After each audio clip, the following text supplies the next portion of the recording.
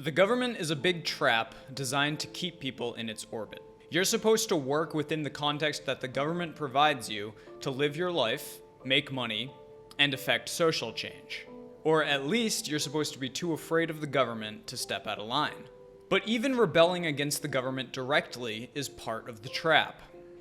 It means you have accepted the importance of the government, that it is capable of controlling you. Harry Browne identified different traps like these that we fall into in his 1973 book, How I Found Freedom in an Unfree World. His main point was that we each have the power to be remarkably free, but we get tricked into believing that freedom is outside of our control. For example, trying to find freedom by working in a group is a trap. A group as a single entity does not exist. Only individuals making up the group can act. The will of the group is an illusion. And every accomplishment of a group can be traced back to individual achievement within a group. When it comes to freedom, effort is wasted on trying to influence and steer the group that has little chance of achieving the desired outcome. You can accomplish more on your own.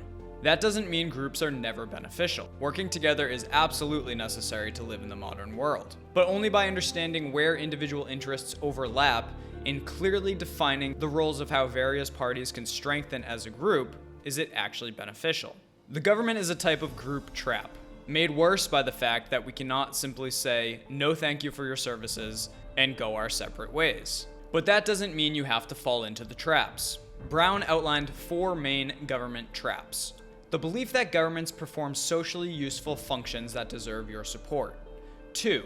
The belief that you have a duty to obey laws. 3.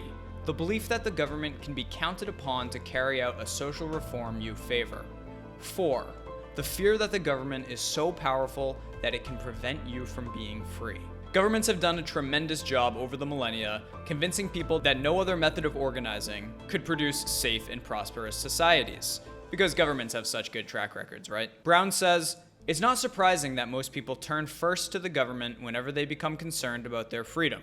They assume either that the government must do something to help them be free, or that the government is obstructing their freedom. Assuming that the government can solve a problem which the free market, individuals making their own decisions, could not, is falling into the group trap. What magical ability does a group of voters, politicians, or bureaucrats have? The government traps ensnare many people because they never stop to recognize what a government is. It's an agency of coercion that's accepted as necessary by most people within its area of influence. It differs from the mafia only in that the mafia isn't usually considered necessary by the people in the communities it serves." Browne's solution involves recognizing that the government is not all-powerful and all-knowing, despite what Hollywood might have you believe. And the government does actually have limited resources, despite what the Federal Reserve's money printer would have you believe. But they will certainly make examples out of people who defy the government openly. So when it comes to the government, Browne says, number 1, don't be awed by it. Number 2, don't confront it. And number 3, don't organize. The government is not all-powerful and omniscient, and you generally don't need to go out of your way to follow laws and regulations. You should definitely check first, but generally, a law you want to break might have a very mild punishment. For example, if you ignore permits and build a shed anyway, first, hopefully you do it in a place where you won't be detected or turned into the Gestapo by nosy neighbors. Your chance of being caught is low, and even if you were caught, you'd basically just have to pay the original license fee anyway, plus maybe a small penalty. But the government does make examples of people, so you don't want to confront it. Rather than emboldening a movement that rallies to your cause, confronting the government makes sure you are noticed and gives them an easy target to pursue. Punishing you helps them keep other people in line. And the same principle applies when you organize to confront government. It doesn't give you strength in numbers, it just gives the government obvious targets to go after. Now, I'm not sure I entirely agree with Browne on his point about not organizing. For example, one thing I would love to accomplish someday is to create a community for people that value the same type of freedom that I value. But it would be run like a business and follow all laws, which brings up another important point. When you're in the business of talking about how to get around the government, as Browne was and I am, we essentially have to follow the rules. By constantly criticizing the government, I put a target on my back, which is why I do everything legit. All my tax incentives are perfectly legal and IRS compliant. I've made the calculus that being in my line of work is worth the cost of being under more scrutiny. But for most people, flying below the radar is your best bet to achieve whatever freedoms you desire. Which, by the way, you should be specific about. A general feeling that the government oppresses you is hard to overcome.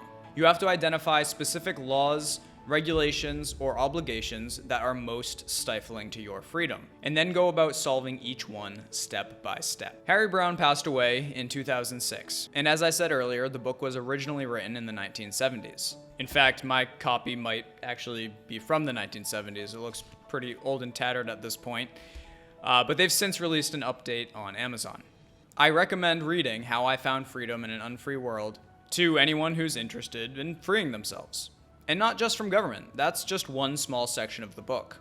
Browne also talks about the traps we fall into when it comes to social obligations, believing certain things should make us happy, or that it's a waste to abandon a previous investment. Other interesting traps that Browne identifies include the despair trap, the belief that you are powerless to resist, that others can control your freedom and happiness, and that there is nothing that you can do about it. The utopia trap, the idea that you have to change the world before you can be free. Everyone's idea of utopia is different, so even if you could get a critical mass, it would be unlikely to line up with your idea of utopia. And even if it did, it would be unlikely to stay that way. Instead, you can create your own utopia, using individual action that does not depend on others. The burning issue trap. See my recent video, no, you don't have to care about any of this. People try to force you to care about what they care about. But there are too many problems to solve them all anyway, so focus on what matters to you. The certainty trap. This is the basic failure to ever examine the premises you are working off of, or to blindly trust experts simply because they're experts. In reality, nothing is certain, and that truth should not be paralyzing, but it should be used to inform your best course of action. Browne's book helped me realize that a lot of the slavery I felt was in my own head. Yes, it was a reaction to outside forces that I could not control. But what strangled my freedom was giving them free real estate inside my head. Freeing myself mentally from the government, elite, and society's rules was the first step I needed to take in order to free myself in more tangible ways that improve the quality of my daily life. If you want to grab the book, How I Found Freedom in an Unfree World, follow the Amazon link below, and you'll also be helping this channel. I'm Joe Jarvis. Thanks for watching. Come back and see me again soon.